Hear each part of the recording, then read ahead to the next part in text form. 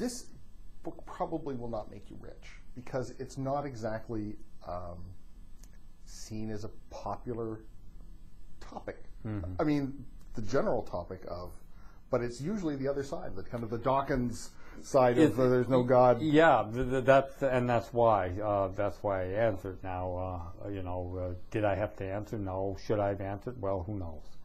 But something in my nature said, well, there's too many things in my life, too many things that I believe, and too much supercilious contempt for it on the other side that maybe I should answer.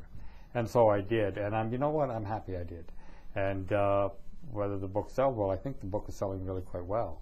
So whether it makes me rich, well, none of my books have made me rich. So so join the club. This is just another one that won't make me rich, but But even coming out and saying that you have faith. Yeah. I mean, these days you can say, well, as far as you can go, I'm a spiritual person, and you kind of. But you're just like, yeah, I have faith. I believe in God. I'm a practicing Catholic. What's your problem? Yeah. Yeah, and it seems to be, it might be a problem for a whole host of people, even practicing Catholics, to hear someone say that, because it's an unusual thing to say. Is this the contrarian part of your nature, or probably? Is this, yeah, probably. I've always been a contrarian person, and but also I think there's some essential things in the book that had to be said, and I think there are good things to say, and a lot of them don't deal specifically with Catholicism. A lot of them deal with just the overall view of the universal truth that I think we all search for and submit to finally. And I also think we all know, whether we're born in Zimbabwe or India or Calcutta or New Brunswick, I think we all know that bearing false witness is pretty shameful. That coveting something that isn't yours is probably wrong. We all know when a person does good and is generous. Doesn't matter where we are. So there's a kind of universal symptom of humanity that I think is part of the very cortex of our nature that searches for a universal truth, that is given to us by a universal truth.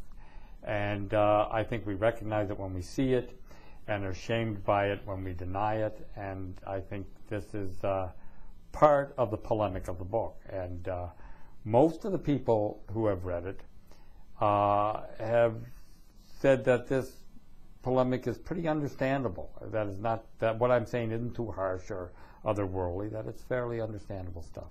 So I'll have to go with that. Is it necessary to have God to be a good person? I know some really nice secular humanists who, they are good people. Sure. They just don't happen to. And this is the hardest question to answer. And it's a question that I don't know if I can successfully answer, and it's not one that I'm picky over, because as I said to my wife when I was about to write this, look, I know people who have far more profound faith than I do. Why aren't they writing this book? And I know secular humanists and agnostics who are good friends of mine who are probably far better people than me, and I'd be the first to admit that. So why should I be doing this? I came to understand that secular humanists and atheists and practicing religious people are just titles. They're just, some of them are just in vogue titles. And beyond the whole idea of the concept and notion of faith is the actual faith. And that secular humanists put their faith in a great deal that is outside themselves. And as I mentioned, even agnostic will seek a silent prayer to God when he wants his tenure-track job. That's not as frivolous a line as it seems. I think that's very serious when you're talking about secular humanists.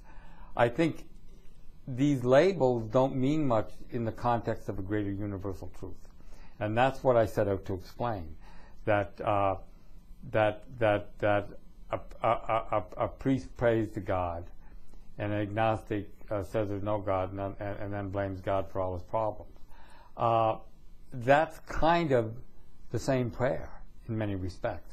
So what I was trying to get at is get at the humanity in search of a universal truth beyond the label that secular humanist and Catholic or Protestant or agnostic or atheist. And I was saying it's disingenuous to say simply that you don't believe, when so much of our daily activity is caught up in echoing sentiments toward a universal good or trying to deny a universal wrong.